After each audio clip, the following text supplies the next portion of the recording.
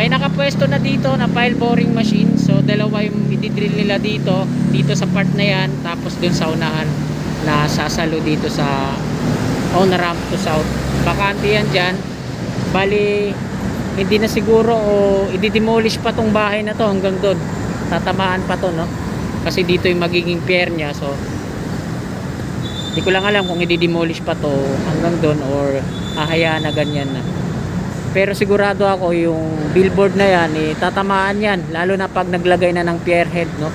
Kasi ayan lang yung rebar cage, so di-demolish din yan. Unahin muna ata dito paggawa ng mga piers. Batay sa nakausap natin, yung Bauer, yung empleyado nila, 10 daw yung piers mula dito, 2, 3, 4 hanggang doon sa may stoplight, no? Yung gagawin nila. So ito yung roller crane ng Bauer. Tapos ayan yung ginagamit nila para buhatin yung mga rebar cage. Sinimulan ko to, walang naniniwala sa paligid ko. At ngayon naman mga kasikap, nakuna na po natin ang update mula dun sa Ramon Magsaysay Boulevard. At ngayon naman itutuloy natin yung update natin dito naman sa on ramp patungong south along Osmeña Highway. So mag-uumpisa po tayo dito. So ano pa natin, tara, let's go. So maganda mag-update ngayon dito sa on ramp patungong south dahil di ganong matraffic. Unlike nung nakarang update natin, yung naubusan ako ng gasolina, eh talagang halos din natin makita dahil sa dami ng mga sasakyan na nakaharang sa atin. So ito po yung on ramp dito sa Pantakan patungong Naiya, Alabang at Calamba via Skyway Stage 3.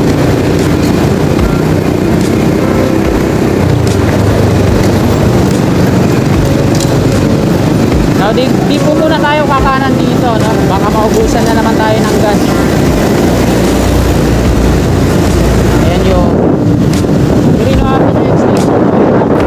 Dito tayo nasa nagtangan nito.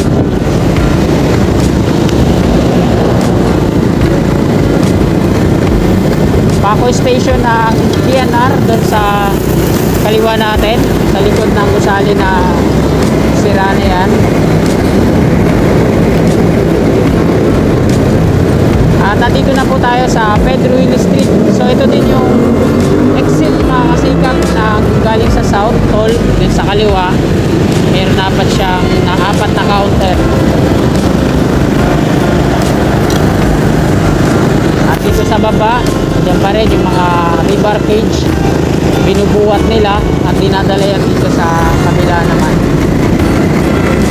So habol yan, nandito na po tayo sa President Quirino Interchange. Ayan.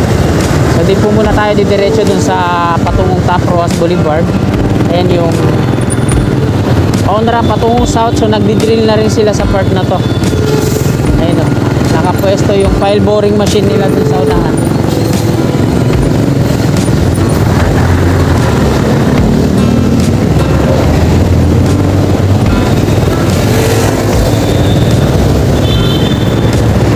Nandito tayo mga kasikap sa President Quirino Interchange.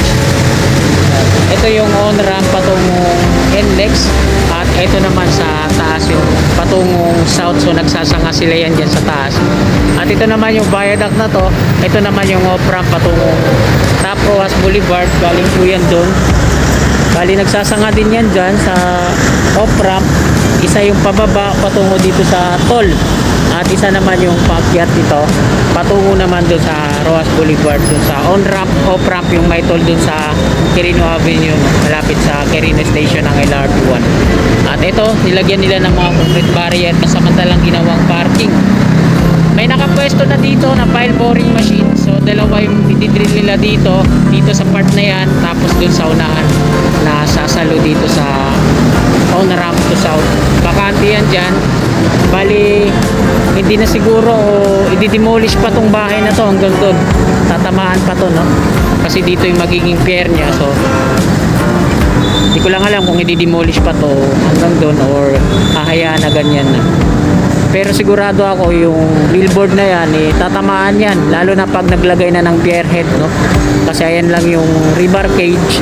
So di-demolish din yan. Unahin muna ata dito paggawa ng mga piers. Batay sa nakausap natin, yung Bauer, yung empleyado nila is 10 daw yung piers mula dito, 2, 3, 4 hanggang doon sa may stoplight, no, yung gagawin nila. So ito yung roller crane ng power, tapos ayan yung ginagamit nila para buhatin yung mga rebar cage. So andun yung barracks nila sa kabila, ayan yung toll. So diretso na tayo dun mga kasikap. Kaya nagkakaroon ng traffic minsan dito, lalo na pag Monday to Friday, kasi makipot po dito, no, kasi nandito yung construction ng on-ramp to south. Bali, isang lane lang yung nabuksan dito, ay 2 para sa mga sasakyan. Kaya nagkakaroon ng traffic pag nagsasabay-sabay yung galing sa Quirino Avenue, galing Ross Boulevard, galing naman na Espanya. Kaya bumibigat yung traffic dito, no. Ito mga kasikap, bali 2 na yung rebar cage dito, tapos may ginagawa pa sila dito, binubuo.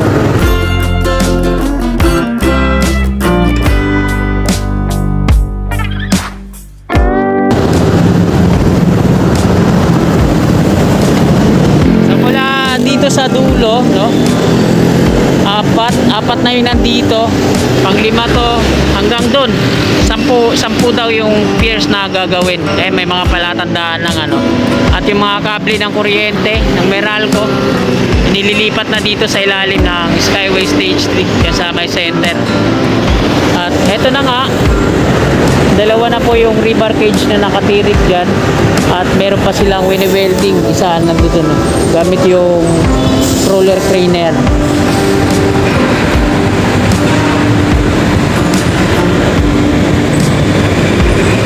So napakataas po ng pier na gagawin dito, kasi taas nito. Bali ito square, ayun mga round.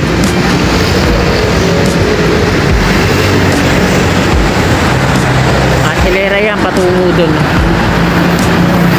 Ayan, nakuna na po natin dito, babaybay natin patungo dun.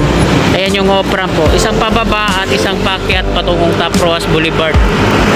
So yung pababa, dyan yan sa toll, diretso. At ang exit niyan dun sa Pedro Hill tenement, naikot na natin yung likod niyan hanggang dito sa tayo sa may tulay, dead end. Ito po yung NSCR, makipot po sa likod niya, no? So di natin alam kung i-demolish pa yun, no?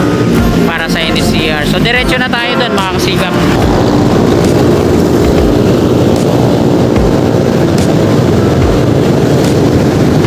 Yan, sa hilera na to, dito gagawin yung karagdagang mga piers patungo doon sa unahan. At mukhang aabot nga doon sa may stoplight, ano, yung on-ramp.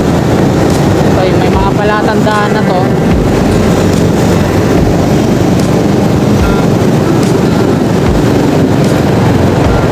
At tingnan lang natin kung madidemolish pa yung ibang kabayan dito sa kanan, kasi masyado siyang close dito sa magiging viaduct ng on-ramp. So isang lane lang naman, di naman kalakihan yan. Baka nga mababawasan lang yan.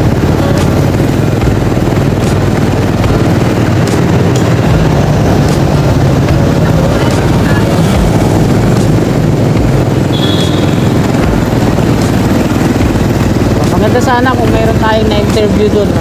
At nakatira dito para mas sigurado tayo. At ayan mga kasikap, dito na po nagtatapos tong video natin, update dito sa on-ramp to south. Maraming salamat sa panonood, at bago nyo sanalisanin tong video na to, pakilike na lang po sa mga kasikap natin na naabot ang video na to na hindi pa po nakakapag-subscribe. Willing po kayo na sumuporta sa akin, i-click lamang po natin yung subscribe button dyan sa baba at yung katabi ng bell. Maraming salamat mga kasikap, magandang umaga at God bless po sa ating lahat. You're my angel, angel baby, angel.